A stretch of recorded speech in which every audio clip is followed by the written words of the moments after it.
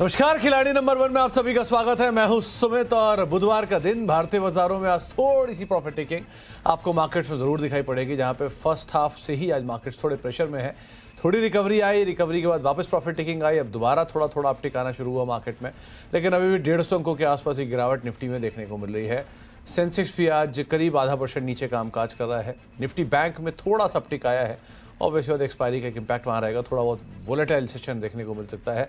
लेकिन आज mid cap lower level से थोड़ा कम बैक, लेकिन प्रेशर यहाँ पर भी है। एंड ओवरऑल ज़्यादा प्रेशर आज आपको आईटी में दिखाई पड़ेगा, वहाँ से ज़्यादा दबाव है। स्मॉल कैप इंडेक्स तो हरे निशान में कामकाज कर रहा है, इसलिए एडवांस डिक्लाइन में उतनी गिरावट नहीं है जितनी लग रही थी कि शायद प्रेशर आएगा। आईटी में आज 1.5% के आसपास का ड्रॉप है, डे लो के आसपास ही कामकाज कर रहा है, 687 से 188 नीचे। और स्मॉल कैप हरे निशान में, इसीलिए एडवांस डिक्लाइन में डिक्लाइंस हैं तो ज़्यादा, लेकिन एडवांसेस में उतनी गिरावट नहीं है। 987,000 शेयर ऐसे जो कि तेज़ी में कामकाज कर रहे हैं और 1364 शेयर ऐसे जो कि बिकवाली के साथ ट्रेड करते हुए दिखाई पड़ रहे हैं। की कंट्रीब्यूटर में एचडीएफसी बैंक है, एशियन पेंट्स है, एचयूएल है, रिलायंस है, और नेगेटिव साइड पर इन्फोसिस है, आईसीआईसीआई बैंक है, एलएनटी है, टीसीएस है, जो कि थोड़ा बहुत दबाव आज दिखा रहा है। हाँ, इस हफ्ते हमारे साथ मौजूद हैं 3 खिलाड़ी, इसमें अमित हैं, पंकज हैं, आशीष हैं, जिनसे हम बातचीत कर रहे हैं, और कई हफ्तों के कई सारे गेम्स के विजेता हैं तीनों के तीनों। तो ज़रा तीनों के एक बार रिटर्न भी लेकर आइए, किस तरह की स्थितियां देखने को मिल रही हैं। सो फार एक आशीष लीड कर रहे हैं 6.5% के पॉजिटिव रिटर्न के साथ, पंकज नेगेटिवली करीब -1.9% और अमित रफली 0.5% पॉजिटिव के साथ अब तक कामकाज कर रहे हैं। टॉप कॉल्स के तौर पर बीकाजी फूड, ये कॉल थी अमित की तरफ से, एक बढ़िया कॉल के तौर पे ये कामकाज करते हुए दिखाई पड़ी। यहाँ पे एक अच्छे रिटर्न इसने जनरेट भी किए हैं। इसके अलावा कुछ और टॉप कॉल्स की अगर बात की जाए तो उसमें रेमंड बढ़िया कॉल थी आशीष की तरफ से, 2300 रुपये के टारगेट्स के लिए 2025 का एक स्टॉप लॉस यहाँ पर मेंटेन करने की राय थी। आप तीनों को ही नमस्कार और आप तीनों का ही स्वागत है कार्यक्रम में। पहले तो मार्केट्स को लेकर एक व्यू आशीष आपकी तरफ से, क्योंकि बाजार में गैप डाउन तो हुआ, लेकिन गैप डाउन बहुत ज़्यादा स्ट्रॉन्ग गैप डाउन नहीं है, कि मार्केट्स में जो ब्रॉडर मार्केट है वो अभी भी खरीदारी में है। सो आप कैसे रीड कर रहे हो बाजार को, अभी क्या करना चाहिए? सुमित, देखिए ओवरऑल जो बाजार में गैप डाउन है वो यूएस मार्केट में सेलिंग और बाकी एशियन मार्केट्स में सेलिंग के चलते हुए हुआ है। यूजुअली हमने देखा है कि ऐसे जब ग्लोबल मार्केट्स में सेल ऑफ होता है तो हम गैप डाउन होते हैं और फिर एक अटेम्प्ट होता है जो गैप फिल करने का होता है, जो कि हम अभी फिलहाल देख रहे हैं। तो यहाँ पर जो सपोर्ट है 25,080 का बहुत इंपॉर्टेंट सपोर्ट है बाजार में। अगर वो आज का जो लो है इंटैक्ट रहता है तो मेरे ख्याल से गैप फिलिंग एक्टिविटी हो सकती है। 25,200 25,250 फिर से निफ्टी पे देखा जा सकता है। और बैंक निफ्टी ने कल अच्छा खासा एक ब्रेकआउट दिया था ऊपर की ओर, आज फिर से वो नीचे आ चुका है, लेकिन बैंक निफ्टी मेरे ख्याल से एक सपोर्ट दे सकता है। यहाँ पर बैंक निफ्टी लीड कर सकता है ऊपर की ओर। तो मेरा ओवरऑल जो रुझान लग रहा है मार्केट में वो बाय का ही लग रहा है फिलहाल, जब तक निफ्टी पे 25,080 बरकरार है। और चुनिंदा स्टॉक्स में अभी भी करंट है, अभी भी मोमेंटम बना हुआ है small cap mid cap space में, तो वो सेक्टर से अच्छे स्टॉक्स मिल सकते हैं बाय के लिए। तो बहुत स्टॉक स्पेसिफिक मार्केट है और चुनिंदा स्टॉक्स को आप आइडेंटिफाई कर सकते हैं, लेकिन अंडर करंट जो है अभी भी बाय साइड पर आशीष मानकर चल रहे हैं। अमित, आपका भी सेम बायस है क्या? अभी आप भी बायर हो या आपको लग रहा है कि नहीं, अभी थोड़ा शॉर्ट्स का समय शुरू हो गया? जी गुड मॉर्निंग सुमित जी, गुड मॉर्निंग एवरीवन।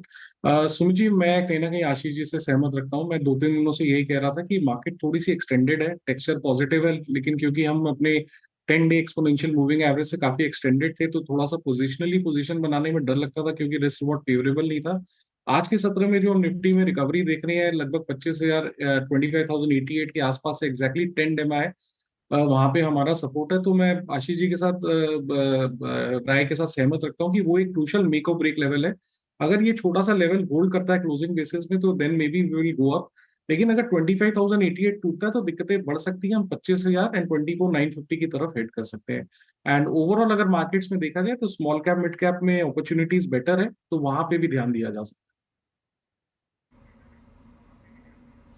है। स्मॉल कैप मिड कैप में अच्छी अपॉर्चुनिटी है, वहाँ पर आप ज़रूर ध्यान दे सकते हैं। पंकज, आपकी रीडिंग क्या कह रही है निफ्टी को लेके, स्पेशली निफ्टी बैंक, क्योंकि आज निफ्टी से ज़्यादा बेहतर सिचुएशन मुझे निफ्टी बैंक लग रहा है, क्योंकि वहाँ पे पहले टिकाते हुए दिखाई पड़ रहे हैं। आईटी आज बैकफुट पर है, सो अगर बाजार रिकवरी में आया तो निफ्टी बैंक को ही आगे आना पड़ेगा। आप कैसे रीड कर रहे हो? Good morning Sumit ji and good morning everyone. Sumit ji, जहां तक बैंक निफ्टी का सवाल है, बैंक निफ्टी के अंदर एक टग ऑफ वॉर चल रहा है ऑप्शन राइटर्स का, जो 51,400 का और 300 का जो क्लस्टर है वहां पे काफी स्ट्रॉन्ग एक्टिविटी ऑप्शंस के जरिए देखने मिल रही है। इनफैक्ट आज एक्सपायरी है, हो सकता है कि थोड़ा ठंडा रहे, बिकॉज आज प्राइवेट बैंकिंग्स और पीएसयूज के अंदर से कोई इतना ज्यादा खास कंट्रीब्यूशन नहीं रहा है। मैं पहले से थोड़ा सा कॉशियस हूँ बैंक निफ्टी को लेकर। जब तक ये 52,200 की लेवल सिग्निफिकेंटली क्रॉस नहीं करेगा, तब तक बैंक निफ्टी के अंदर मैसिव मूव आना थोड़ा सा मुश्किल लगता है। बट यस, निफ्टी के अंदर मैं ऑप्टिमिस्टिक हूँ। एंड स्विंग लोज जो इसके हैं 24,960 और 980 की जो रेंज है, वहां तक अगर मार्केट ड्रैग डाउन होता है तो डेफिनेटली बाइंग अपॉर्चुनिटीज ढूंढनी होगी। और वो एक बेस रहेगा, वहां से डेफिनेटली बाइंग रिज्यूम हो सकती है। फिलहाल जो है वो स्टॉक स्पेसिफिक अप्रोच रखना चाहिए मार्केट में, तो वो ज्यादा बेहतर होगा। स्टॉक स्पेसिफिक अप्रोच आप मार्केट में रखिए, वो ज़्यादा बेहतर है। लेकिन एज ऑफ नाउ बहुत ज़्यादा कोई वीकनेस या बहुत ज़्यादा कोई ख़राब सिचुएशन मार्केट्स में किसी भी जानकार को नहीं दिख रही है। अब शुरुआत करते हैं पोर्टफोलियोज़ की। सबसे पहले आशीष का पोर्टफोलियो लेकर आइए। 6-6.5% के आसपास का रिटर्न उनका पोर्टफोलियो सो फार बना के दे रहा है। तो उस पोर्टफोलियो में कौन कौन सी कंपनियां हैं, किस तरह की सिचुएशंस हैं। रेमंड उनकी बढ़िया कॉल थी, यहाँ पर अपने टारगेट्स उनके जो थे वो प्रॉफिट्स को बुक कर चुके हैं। इसके अलावा महिंद्रा हॉलीडेज में प्रॉफिट बुक कर चुके हैं। सो आशीष जी के पास 2 कॉल का स्कोप बचता है। आशीष जी, पहली कॉल आपकी तरफ से। अब देखिए, फिलहाल तो मैं खाली एक ही कॉल जोड़ना चाहूंगा यहाँ पर। अगर आप देखें तो केएनआर कंस्ट्रक्शन में एक अच्छा खासा मोमेंटम बनता हुआ नजर आ रहा है, और ये स्टॉक ने एक अच्छा खासा डबल ट्रिपल बॉटम बना के एक बाउंस बैक हुआ है, अपने 20 डीएमए के भी ऊपर आ चुका है। तो यहाँ पर केएनआर कंस्ट्रक्शन पे एक बाई की राय होगी, अच्छा मूव मिल सकता है हमें ऊपर की ओर। और यहाँ पर जो टारगेट है वो करीबन 380 का है, और स्टॉप लॉस लगाना होगा 335 का। 335 का स्टॉप लगा के 380 के टारगेट्स के लिए आप केएनआर कंस्ट्रक्शन को लॉन्ग साइड पर देख सकते हैं। डे हाई के आसपास ये स्टॉक अभी भी कामकाज कर रहा है 347-348 के जोन्स पर। तो यहाँ पर आप खरीदारी की राय है केएनआर कंस्ट्रक्शन में।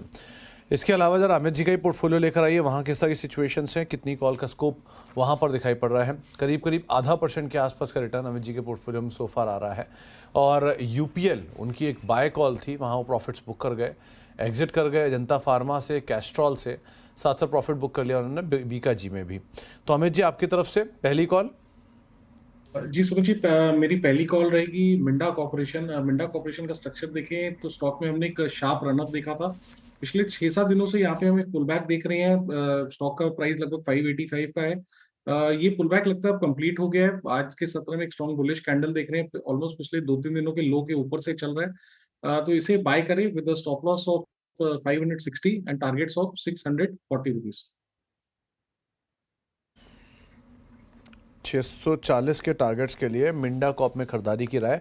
560 का एक स्टॉप लॉस रखेंगे। एक स्पाइक आया डे हाई के आसपास, मिंडा कॉप ऑलरेडी कामकाज कर रहा है। पंकज जी का पोर्टफोलियो लेकर आइए। फर्स्ट हाफ में पंकज जी का बहुत स्ट्रांग परफॉर्मेंस था, स्लोली एंड स्टेडली अभी करीब 1.5% 2% नीचे चल रहा है रिटर्न के लिहाज से। लेकिन जो स्टॉक है उसमें माजगांव डॉक से वो प्रॉफिट्स बुक कर चुके हैं और बॉम्बे वर्मा से वो एग्जिट कर चुके हैं। पंकज जी के पास 2 कॉल का स्कोप है। पंकज जी, पहली कॉल।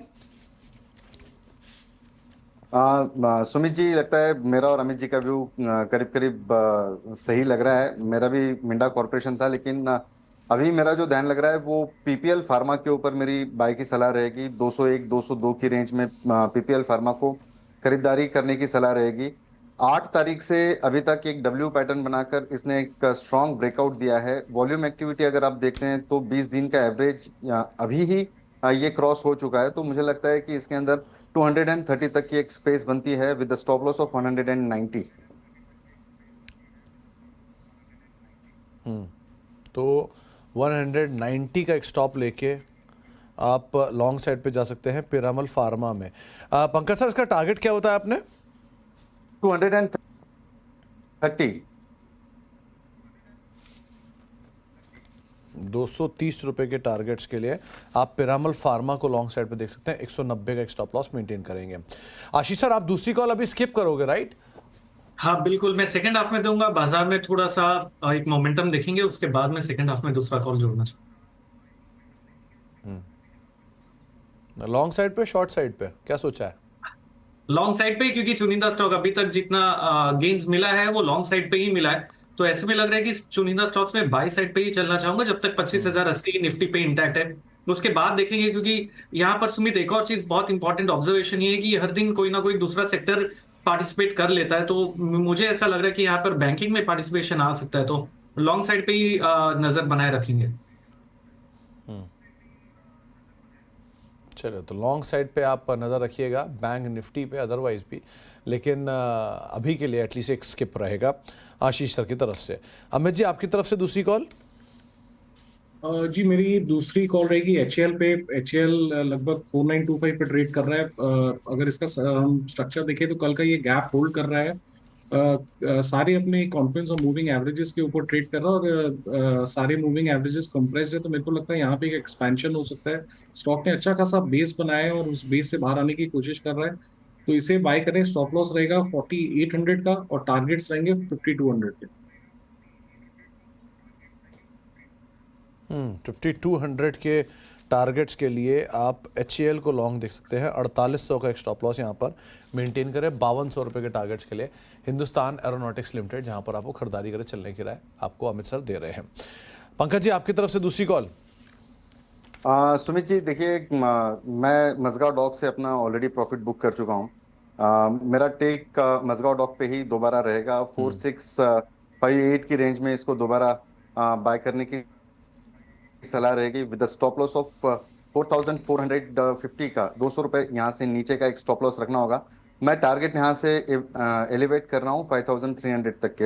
ये गेम शो के लिए मैं थोड़ा सा जल्दी बुक कर लिया था, वरना जो लोग इसको कैरी कर रहे हैं 5100 और 5300 के टारगेट्स रहेंगे। अभी जो मैं टारगेट दे रहा हूँ वो 5300 का रहेगा दोबारा। ओके, तो 5300 रुपये के टारगेट्स के लिए दोबारा खरीदारी की राय मजगांव डॉक में आपको पंकज जी दे रहे हैं। 4460 का आपका एक स्टॉप लॉस, नीचे का एक स्टॉप लॉस 4450 का, और 4665 के आसपास मौजूदा स्तर यहाँ पर देखने को मिला। तो लॉन्ग साइड पे आप जा सकते हैं एक बारी मजगांव डॉक में दोबारा। अमित, आपसे एक सवाल था मेरा, क्योंकि आपने यूपीएल पे लॉन्ग दिया था। यूपीएल बहुत समय तक आप होल्ड भी करते रहे, वो उस ड्यूरेशन में नहीं चला, लेकिन दोबारा उसमें रफ्तार आनी शुरू हो रही है। आपको नहीं लग रहा यूपीएल में थोड़ा जल्दी एग्जिट हो गया? जी सुमित जी, यूपीएल पे रुझान काफी पॉजिटिव है। कल मैंने मोरलेस 605 के आसपास बुक किया था। That was done for the purposes of game show, but अगर इसका डिलीवरी देखे जिस हिसाब से यहाँ पे स्टॉक में पिछले 2-3 दिनों में डिलीवरी हुई है और जिस हिसाब से ओपन इंटरेस्ट और स्ट्रक्चर इसका प्लेस्ड है, 582 का स्विंग लो है। थोड़ी पोजिशनल बात कर रहा हूँ। अगर 582 के स्टॉक के साथ मुझे लगता है ये स्टॉक अगले 8 से 10 दिनों में 640 और 650 की तरफ जा सकता है। So what ever booking I had done yesterday was for the purpose of game show only. तो यूपीएल एक स्पाइक आया और दिन के ऊपरी स्तरों पर कामकाज कर रहा है, इसलिए भी बात करना ज़रूरी था। ये अमित की तरफ से पिक थी और बहुत टाइमली एग्जिट उन्होंने किया, और उसके बाद अब दोबारा इसमें रफ्तार आनी शुरू हो रही है। एक ब्रेक का वक्त हो गया, ब्रेक के बाद लौटेंगे। अमित, आशीष और पंकज जी हमारे साथ बने रहेंगे, उनसे तो हम बातचीत करेंगे ही। साथ ही साथ एक इंपॉर्टेंट नोट बैंक्स के ऊपर भी आया है, उसके ऊपर भी चर्चा करते हैं छोटे से ब्रेक के उस पार।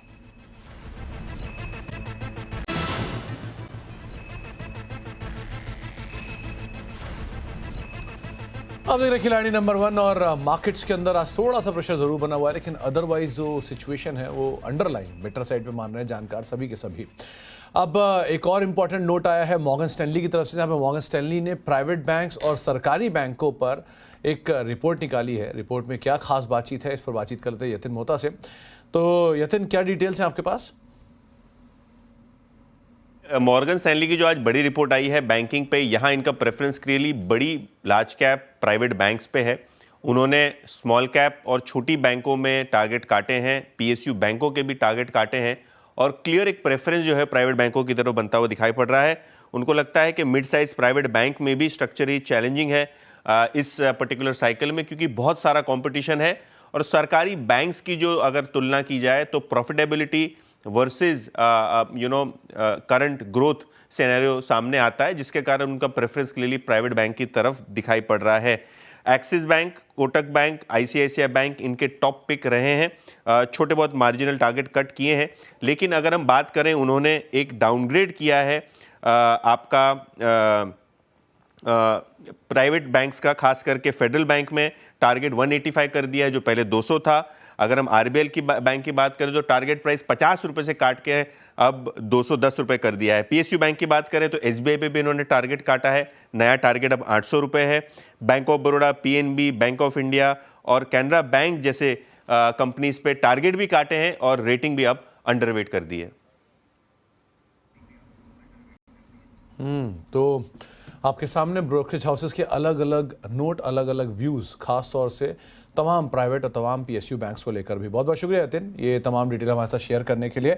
अमित सर, एचडीएफसी बैंक इनमें से एक नाम मैं पिक कर पाया हूँ और आज वो इंडेक्स के टॉप कंट्रीब्यूटर में शुमार भी है। डिस्पाइट बैंक निफ्टी में ऐसे इतना कंट्रीब्यूशन नहीं है, लेकिन एचडीएफसी बैंक फिर भी कंट्रीब्यूट कर रहा है। इसे आप कैसे रीड कर रहे हो? जी सुमित जी, अगर ओवरऑल एचडीएफसी बैंक का काफी पिछले कुछ 2-3 महीनों से स्ट्रक्चर देखें तो एक रेंज में ये ट्रैप्ड है। कोई बेसिकली मोमेंटम नहीं है। नीचे में इसकी रेंज लगभग 1600 की है और ऊपर में 1680 की है। तो थोड़ा सा रेंज बाउंड स्ट्रक्चर है। तो एक बार ये 1680 1695 का रेंज से निकलेगा तो मोमेंटम आएगा। फिलहाल किसी को अगर रेंज प्ले करनी है then you can buy it with a stop loss of 1620 and targets of 1675 1680।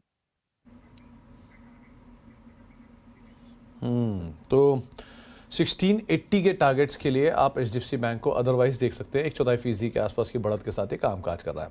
एक ब्रेक का वक्त हो गया है, ब्रेक के बाद लौटूंगा और हमारे साथ तीनों खिलाड़ी मौजूद रहेंगे, उनसे आगे बातचीत करेंगे, उनके पोर्टफोलियोज रिव्यू करेंगे। छोटे से ब्रेक के उस तरफ।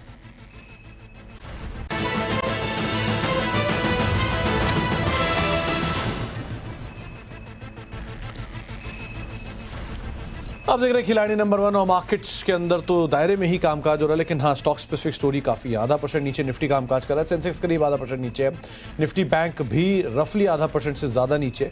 स्मॉल कैप इंडेक्स हरे निशान में फ्लैट टू पॉजिटिव और मिड कैप इंडेक्स करीब 0.5% नीचे कामकाज करता हुआ दिखाई पड़ रहा है। तीनों खिलाड़ियों की तरह पोर्टफोलियो लेकर आइए और तीनों खिलाड़ियों के रिटर्न किस तरह के कॉन्ट्रीब्यूट कर रहे हैं सोफार वो भी लेकर आइए। एक एक करके शुरुआत करता हूँ। सबसे पहले आशीष जी के पास वैसे तो एक कॉल का स्कोप अभी बाकी है, लेकिन दो कॉल्स जो यूज़ की हैं वो अमित जी और पंकज जी की तरफ से आते हुए दिखाई पड़ी है। पहले पोर्टफोलियो आएगा आशीष जी का, केएनआर कंस्ट्रक्शन, करीब 380 रुपये के टारगेट्स के लिए उन्होंने खरीदारी की राय दी है। 335 का एक स्टॉप लॉस मेंटेन करने की राय उनकी तरफ से आई है। ये एक कॉल का स्कोप अभी आशीष जी के पास और भी है। कंट्रीब्यूशन वाइज फ्लैटिश साइड पे कंट्रीब्यूट सो फार केएनआर कंस्ट्रक्शन उनके लिए कर रहा है। इसके अलावा बाकी पोर्टफोलियोज में एक बड़ी अमित का पोर्टफोलियो लेकर आई है, मिंडा कॉप, जहाँ न्यूज़ फ्लोज भी हैं कुछ बाजार में कि शायद बैटरी कारोबार में कंपनी उतरेगी। 640 रुपये के टारगेट्स के लिए आप खरीदारी कर सकते हैं। 560 का स्टॉप लॉस, 586 पे भी कामकाज कर रहा है। इसके अलावा HCL जहां पर 5200 रुपये के टारगेट्स के लिए आप खरीदारी कर सकते हैं। Contribution wise Minda corp flat to positive और HCL flat to positive side पे ये भी कंट्रीब्यूट कर रहा है। इसके अलावा पंकज जी की तरफ से 2 कॉल हैं, उन्होंने रीइटरेट किया है माझगांव डॉक को, जो उनके पास पहले भी था, 5300 रुपये के टारगेट्स के लिए 4450 का स्टॉप लॉस और पिरामल फार्मा 230 रुपये के टारगेट्स के लिए खरीदारी की राय, 190 का एक स्टॉप लॉस यहाँ पर आप मेंटेन कर सकते हैं। इसके अलावा जो कंट्रीब्यूशन है, पिरामल फार्मा 1.25% पॉजिटिव कंट्रीब्यूशन और माझगांव भी करीब 1% के आसपास का पॉजिटिव कंट्रीब्यूशन दे रहा है। तीनों खिलाड़ियों का रिटर्न भी आपकी स्क्रीन पर आता हुआ दिखाई पड़ेगा। सो फार जो लीड कर रहे हैं आशीष जी कर रहे हैं 7% की पॉजिटिव रिटर्न के साथ, एक बढ़िया टर्न अराउंड हुआ है पंकज जी के रिटर्न में, करीब 1.5% 2% नेगेटिव से अब 2% के आसपास का पॉजिटिव रिटर्न है और अमित जी का रिटर्न भी करीब 2% के आसपास पॉजिटिव सो फार देखने को मिल रहा है। आप तीनों खिलाड़ियों का बहुत बहुत शुक्रिया हमारे साथ मौजूद रहने के लिए, बाजार पर बातचीत करने के लिए और सभी शेयरों पर राय रणनीति अपनी बताने के लिए। आगे आप लोगों से फिर हम बातचीत करेंगे, लेकिन अभी के लिए खिलाड़ी नंबर 1 को यही समेटेंगे। एक ब्रेक का वक्त है, ब्रेक के उस पार कमोडिटीज़ के अपडेट। नमस्कार।